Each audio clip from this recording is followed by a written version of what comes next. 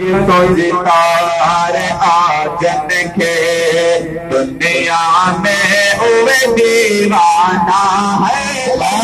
जितार आजन के दुनिया में उवे दीवाना असहाबी मेरा नंबर असहाबी मेरा नंबर प्यार में परवाना है। लगे तो जितार आजन के दुनिया में उवे दीवाना है। लगे तो जितार आजन के जो सफल यार होने कर्ज मांगे है।